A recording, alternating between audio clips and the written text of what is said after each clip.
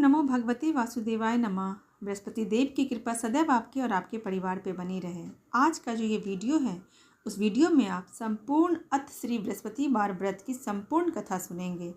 इस कथा के अनुसार भारतवर्ष में एक प्रतापी राजा राज्य करता था। वह नित्य गरीबों और ब्राह्मणों की सहायता करता था। यह बात उसकी रानी को अच्छी नहीं लगती थी। वह न गरीबों को दान देती और न ही भगवान की पूजा किया करती थी। राजा को भी दान देने से मना करती। एक दिन राजा शिकार खेलने वन में गया तो रानी महल में अकेली थी। उसी समय बृहस्पति देव साधु वेश में राजा के महल में भिक्षा मांगने आए। भिक्षा जैसे ही रानी से मांगी तो रानी ने भिक्षा देने से इनकार कर दिया और कहा, हे साधु महाराज, मैं तो दान पुण्य से बहुत घबरा गई हूँ, तंग आ गई हूँ। मेरे पति सारा धन लुटाते रहते हैं। मेरी इच्छा तो यह है कि हमारा धन नष्ट हो जाए और यह न धन रहेगा, न बांस रहेगा और न बजेगी बांसुरी।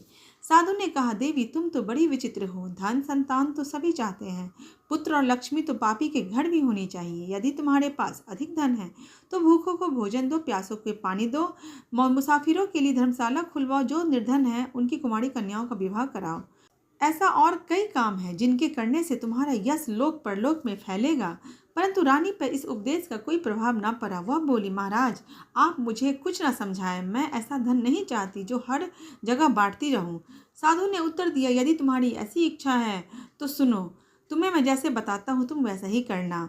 बृहस्पतिवार को घर लिपवाकर पीली मिट्टी से अपने सिर धोकर स्नान करना, भट्टी चढ़ाकर कपड़े धोना। ऐसा करने से सारा धन नष्ट हो जाएगा। इतना कहकर वह साधु महाराज वहां से अलोप हो गए। साधु के अनुसार कही हुई बात को पूरा करते हुए रानी को केवल 3 बृहस्पतिवार ही ऐसा किया रानी ने। तभी उसका सारा धन संपत्ति नष्ट हो गया और भोजन के लिए घर में सब तरसने लगे।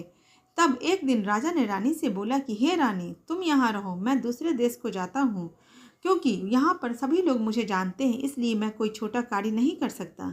ऐसा कहकर राजा प्रदेश चले गए। वहाँ वो जंगल से लकड़ी काट कर लाते, शहर में बेचता और इस तरह अपना जीवन व्यतीत करने लगा। इधर राजा के प्रदेश जाते ही रानी और दासी दुखी रहने लगी। एक बार जब रानी और दासी 7 दिन तक बिना भोजन के रहना पड़ा उन्हें, तो रानी ने अपनी दासी से कहा, हे दासी, पास के ही नगर में मेरी बहन रहती है, वह बड़ी धनवान है, तो उसके पास जाकर कुछ ले आ ताकि थोड़ी बहुत हमारी गुजर बसर हो सके। दासी रानी की बहन के पास पहुंची। उस दिन गुरुवार का दिन था। रानी की बहन उस समय बृहस्पति व्रत की कथा सुन रही थी। दासी ने रानी की बहन को अपनी रानी क्या संदेश दिया, लेकिन रानी की बड़ी बहन ने कोई उत्तर नहीं दिया, क्योंकि उस समय वह बृहस्पति व्रत का एकाग्रत होकर कथा सुन रही थी। जब दासी को रानी की बहन का कोई उत्तर नहीं मिला तो वह बहुत दुखी हो गई और उसे क्रोध भी आया। दासी ने वापस आकर रानी को सारी बातें बता दी। सुनकर रानी ने अपने भाग्य को कोसा। उधर रानी की बहन ने सोचा कि मेरी बहन की दासी आई थी, परंतु मैंने उससे कुछ नहीं बोला, इससे वह बहुत दुखी हुई होगी। कथा सुनकर पूजा समाप्त करने के बाद उसकी बहन अपनी बहन के घर गई और कहने लगी, हे बहन, मैं बृहस्पतिवार का व्रत कर रही थी, तुम्हारी दासी मेरे घर आई थी, परंतु जब तक कथा पूरी ना हो जाए बीच में नहीं बोलते ना ही उठते हैं, इसलिए मैंने कुछ नहीं बोला तुम्हारी दासी से। और कहो बहन, दासी को तुमने मेरे पास क्यों भेजा था? तब रानी बोली, बहन तुमसे क्या छिपाना, हमारे घर में तो खाने तक के लाले पड़ गए, यहाँ कोई अनाज नहीं था। ऐसा कहते हुए रानी की आंख भर आई। उसने दासी समेत पिछले 7 दिनों से भूखे रहने की बात अपनी बहन को बताया। रानी की बहन बोली, देखो बहन, भगवान बृहस्पति देव सभी की मनोकामना पूर्ण करते हैं, शायद तुम्हारे घर भी अनाज रखा हो। पहले तो रानी को विश्वास नहीं हुआ, पर बहन के आग्रह करने पर जब दासी को अंदर भेजा देखने के लिए तो सचमुच अनाज से भरा हुआ एक घड़ा मिल गया। यह देखकर दासी को बड़ी हैरानी हुई। दासी रानी से कहने लगी, हे रानी, जब हमको भोजन नहीं मिलता तो हम व्रत तो करते ही हैं, इसलिए क्यों न इनसे यह व्रत और विधि पूछ ले, और किया भी करे तो कोई हानि नहीं। तब उसकी बहन ने कहा, कोई हानि नहीं। उसकी बहन ने बताया बृहस्पतिवार व्रत के बारे में। उसकी बहन ने उसे संपूर्ण बातें बताई कि इस व्रत में चने की दाल मुनक्का से विष्णु भगवान का केले के जड़ में पूजन करे और दीपक जलाएं, व्रत कथा जरूर सुने और पीला भोजन करे, इससे बृहस्पति देव प्रसन्न होते हैं। व्रत और पूजन विधि बताकर रानी की बहन अपने घर को लौट गई। 7 दिन के बाद जब गुरुवार आया तो रानी और दासी ने व्रत रखा। गुड़साल में जाकर चना और गुड़ लेकर आई, फिर उससे केले के जड़ में भगवान विष्णु की पूजन किया। तब पीला भोजन कहाँ से आए, इस बात को लेकर दोनों बहुत दुखी हुए, लेकिन उनके व्रत के प्रभाव से भगवान बृहस्पति बहुत प्रसन्न थे। इसलिए वह एक साधारण व्यक्ति के रूप में 2 थाली में 2 सुंदर पीला भोजन लेके स्वयं उपस्थित हुए और वह भोजन दासी को दे गए। भोजन पाकर दासी प्रसन्न हुई, फिर रानी के साथ मिलकर भोजन ग्रहण किया। उसके बाद वे सभी गुरुवार को व्रत और पूजन करने लगी। बृहस्पतिवार भगवान की कृपा से उनके पास फिर से धन संपत्ति आ गई, परंतु रानी फिर से पहले की तरह आलसी हो गई। तब दासी बोली, देखो रानी, तुम पहले भी इसी प्रकार आलस से करती थी, तुम्हारे सारे धन नष्ट हो गए, इस कारण अब तुम वही आलस मत करो। अगर तुम्हारे पास धन है तो इस धन का सदुपयोग करो। भगवान बृहस्पति की कृपा से धन मिला है तो फिर इसका सदुपयोग करो और आलस न करो। रानी को समझाते हुए दासी कहती है कि बड़ी मुसीबतों के बाद हमने धन पाया है, इसलिए हम लोग को भूखे मनुष्य को भोजन कराना चाहिए, दान पुण्य करना चाहिए, धन को शुभ कार्यों में खर्च करनी चाहिए, जिससे तुम्हारे कुल का यश बढ़ेगा, स्वर्ग की प्राप्ति होगी, पितृ भी प्रसन्न होंगे। दासी की बातें मानकर रानी अपना धन शुभ कार्यों में खर्च करने लगी। इस तरह रानी का यश फैल गया, पूरे नगर में रानी की बातें होने लगी। रानी अब अपने राजा के लिए दुखी होने लगी। वह सोचने लगी कि राजा किस हालत में होंगे। एक दिन राजा दुखी होकर जंगल में एक पेड़ के नीचे आसन जमाकर बैठ गया। वह अपनी दशा को याद करके व्याकुल होने लगा। बृहस्पतिवार का दिन था। एकाएक उसने देखा कि एक निर्जन वन में एक साधु प्रकट हुए। वह साधु वेश में स्वयं बृहस्पति देवता थे। लकड़हारे के सामने आकर बोले, हे लकड़हारे, इस सुनसान जंगल में तू चिंता मग्न क्यों बैठा है? लकड़हारे ने दोनों हाथ जोड़कर प्रणाम किया। उत्तर दिया, महात्मा जी, आप तो सब कुछ जानते हैं, मैं क्या करूं? यह कहकर रोने लगा और साधु को अपनी आत्मकथा सुनाई। महात्मा जी ने कहा, तुम्हारी स्त्री ने बृहस्पति के दिन बृहस्पति भगवान का निरादर किया है, जिसके कारण रुष्ट होकर तुम्हारे सारे धन नष्ट हो गए थे और तुम्हारी यह दशा हो गई। अब तुम चिंता को दूर करके मेरे कहने पे चलो तो तुम्हारे सब कष्ट दूर हो जाएंगे और भगवान पहले से भी अधिक संपत्ति देंगे। तुम बृहस्पति दिन के दिन कथा किया करो। 2 पैसे से चने मुनक्का लाकर प्रसाद बनाओ। शुद्ध जल से लोटे में शक्कर मिलाकर अमृत तैयार करो। कथा के पश्चात अपने सारे परिवार और सुनने वाले प्रेमियों में अमृत व प्रसाद बांटकर आप खुद भी ग्रहण किया करो। ऐसा करने पे भगवान तुम्हारी सभी मनोकामना पूरी करेंगे। साधु के ऐसे वचन सुनकर लकड़हारा बोला, हे प्रभु, मुझे लकड़ी बेचकर इतना पैसा कहाँ मिलता जिससे भोजन के उपरांत कुछ बचा सकूं? मैंने रात्रि में अपनी स्त्री को व्याकुल देखा है, मेरे पास कुछ भी नहीं जिससे मैं उसकी खबर मंगा सकूं। साधु ने कहा, हे लकड़हारे, तुम किसी बात की चिंता मत करो। बृहस्पति के दिन तुम रोजाना की तरह लकड़ियां लेकर शहर को जाओ। तुमको रोज से 2 गुना धन प्राप्त होगा, जिससे तुम भली भांति भोजन कर लोगे और बृहस्पति देव की पूजा का सामान भी हो जाएगा। इतना कहकर साधु अंतर ध्यान हो गए। धीरे धीरे समय व्यतीत होने लगा। बृहस्पतिवार का दिन आया। लकड़हारा जंगल से लकड़ी काटकर किसी शहर में बेचने लगा। उसे उस दिन और सब दिन से ज़्यादा पैसा मिला। राजा ने चना गुड़ आदि लाकर गुरुवार का व्रत किया। उस दिन से उसके सारे कलेश दूर हो गए। परंतु जब दोबारा गुरुवार का दिन आया तो बृहस्पतिवार का व्रत करना वह भूल गया। इस कारण से बृहस्पति भगवान बहुत नाराज हो गए। उस दिन उस नगर के राजा ने विशाल यज्ञ का आयोजन किया तथा शहर में यह घोषणा करा दी कि कोई भी मनुष्य अपने घर में भोजन न करे और न ही अग्नि जलावे। जो भी मेरी आज्ञा का पालन नहीं करेगा उसे फांसी पे लटका दिया जाएगा। इस तरह का घोषणा संपूर्ण नगर में करवा दिया गया।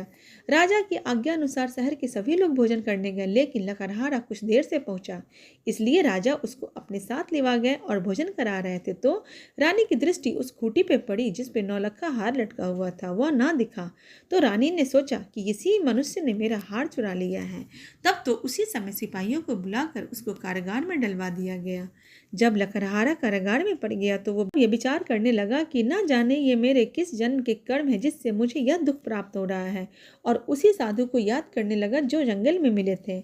उसी समय तत्काल बृहस्पति देव साधु के रूप में प्रकट हुए। उसकी दशा को देखकर कहने लगे कि अरे मूर्ख, तूने बृहस्पतिवार की कथा नहीं कही, तू बृहस्पतिवार व्रत करना भूल गया जिससे तुम्हें यह दुख प्राप्त हुआ। अब चिंता मत करो, बृहस्पतिवार के दिन कारागार के दरवाजे पे तुमको 4 पैसे मिलेंगे, उनसे तुम बृहस्पतिवार का व्रत कर लेना तो तुम्हारे सारे कष्ट दूर हो जाएंगे। बृहस्पतिवार के दिन उसे 4 पैसे मिले। लकड़हारे ने कथा कही। उसी रात्रि को बृहस्पति देव ने उस नगर के राजा को स्वप्न में कहा, हे राजा, राजा, तुमने जिस आदमी को कारागार में बंद कर दिया वह निर्दोष है, वह राजा है, उसे छोड़ दो। रानी की हार उसी खूंटी पे लटका हुआ है, अगर तू नहीं छोड़ेगा तो तुम्हारा राज्य नष्ट हो जाएगा। इस तरह रात्रि के स्वप्न को देखकर राजा प्रातःकाल उठा और खूंटी पर हार देखकर लकड़हारे को बुलाकर क्षमा मांगी तथा लकड़हारे को उस राजा की योग्य सुंदर वस्त्र आभूषण देकर विदा किया।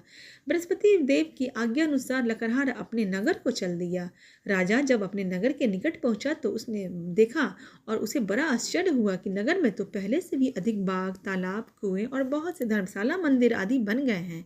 राजा ने पूछा कि यह किसका बाग और धर्मशाला है। तब नगर के सब लोग कहने लगे कि यह सब रानी और बांदी के हैं। तो राजा को आश्चर्य हुआ और गुस्सा भी आया। तब रानी ने यह खबर सुनी कि जैसे ही राजा आ रहे हैं तो उन्होंने बांदी से कहा कि हे दासी, देख राजा हमको कितनी बुरी हालत में छोड़ के गए थे, हमारी ऐसी हालत देखकर कहीं वो लौट ना जाए, इसलिए तू दरवाजे पे खड़ी हो जा। आज्ञा अनुसार दासी दरवाजे पे खड़ी हो गई। राजा आए तो उन्हें अपने साथ लेवा गई। तब राजा ने क्रोध करके अपनी रानी से पूछा कि यह धन तुमने कैसे प्राप्त किया। तब उन्होंने कहा, हमें यह सब धन बृहस्पति देव की कृपा से मिला है, उनके व्रत का प्रभाव है। तब राजा ने निश्चय किया कि अब 7 रोज के बाद सभी बृहस्पति देव का पूजन करेंगे, परंतु मैं तो प्रतिदिन दिन में 3 बार कहानी कहता और रोज व्रत किया करूँगा। राजा अपने इस बात को रानी को बताया कि मैं बृहस्पतिवार के दिन और रोज दिन 3 बार बृहस्पति भगवान की कहानी कहा करूँगा और व्रत करूँगा। अब हर समय राजा के दुपट्टे में तो चने की दाल बंधी रहती थी और दिन में वह 3 बार यह कहानी कहता और अपने व्रत को पूरा करता। एक रोज राजा ने विचार किया कि चलो अपनी बहन के यहाँ से आवे। इस तरह निश्चय कर राजा घोड़े पे सवार हो अपनी बहन के यहाँ को चलने लगा। मार्ग में उसने देखा कि कुछ आदमी एक मुर्दे को लेकर जा रहे हैं। उन्हें रोक कर राजा कहने लगा, अरे भाइयों, मेरी बृहस्पति देव की कथा सुन लो।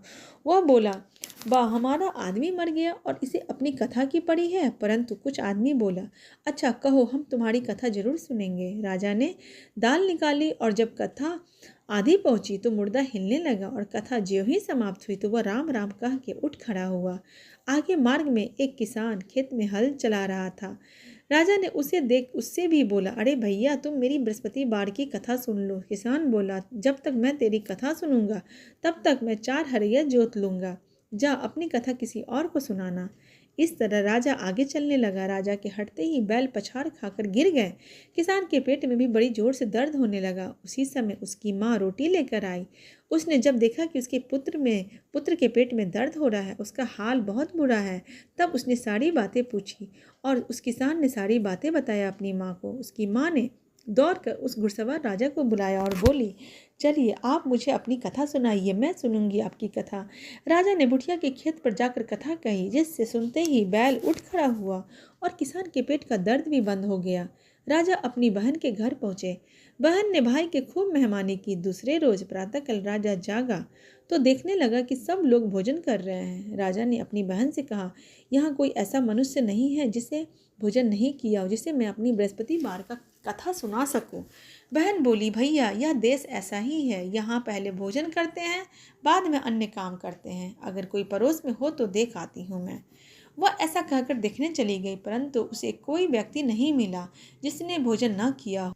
अतः वह एक कुम्हार के घर गई जिसका लड़का बीमार था। उसे मालूम हुआ कि उनके यहाँ 3 रोज से किसी ने भोजन नहीं किया है। रानी ने अपने भाई की कथा सुनने के लिए कुम्हार से कहा। वह तैयार हो गया। राजा ने जाकर बृहस्पति बार व्रत की कथा कही, जिसको सुनकर उसका लड़का ठीक हो गया। अब तो राजा की प्रशंसा होने लगी। एक रोज राजा ने अपनी बहन से कहा कि बहन, मैं अपने घर को जाऊंगा, तुम भी हमारे साथ चलो। तब राजा की बहन ने अपनी सास से आज्ञा मांगी तो उनकी सास ने कहा, तू जा, परंतु अपने बच्चे लोग को मत ले जाना, क्योंकि तेरा भाई संतानहीन है, उसकी कोई औलाद नहीं है। बहन ने अपने भैया से कहा, हे भैया, मैं तो चलूँगी, परंतु हमारे बालक नहीं जा पाएंगे। तो राजा बोला, कोई बालक नहीं जाएंगे तो तुम ही चलकर क्या करोगी। वह दुखी राजा अपने नगर को लौट आया। राजा ने अपनी रानी से कहा, हम निर्वंशी हैं, हमारा मुंह देखने का धर्म नहीं है, और बहुत ही उदास मन से वह चला गया। रानी बोली, हे प्रभु, बृहस्पति देव ने हमें सब कुछ दिया है और औलाद भी देंगे। उसी रात को बृहस्पति देव ने राजा को स्वप्न में कहा, हे राजा, उठो, सभी सोच को त्याग दो, तेरी रानी गर्भ से है। राजा की यह बात सुनकर वह बड़ी खुश हुई। 9वें महीने में उसके गर्भ से एक सुंदर पुत्र पैदा हुआ। तब राजा बोला, हे रानी, स्त्री बिना भोजन के रह सकती है, लेकिन बिना कहे नहीं रह सकती। जब मेरी बहन आए तो तुम उससे कुछ मत कहना। रानी ने यह सुनकर हाँ कर दिया। जब राजा की बहन ने यह शुभ समाचार सुना तो बहुत खुश हुई और बधाई लेकर अपने भाई के यहाँ आई। तभी रानी ने कहा, घोड़ा चढ़कर तो नहीं आई, गधा चढ़कर आई। राजा की बहन बोली, भाभी, मैं इस प्रकार ना कहती तो तुम्हें औलाद कैसे मिलती।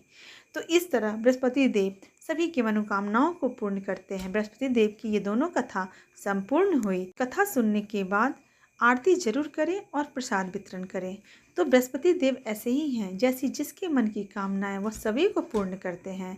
जैसे बृहस्पति देव ने राजा रानी की मनोकामना पूरी की, वैसे ही कामना सबकी पूरी हो।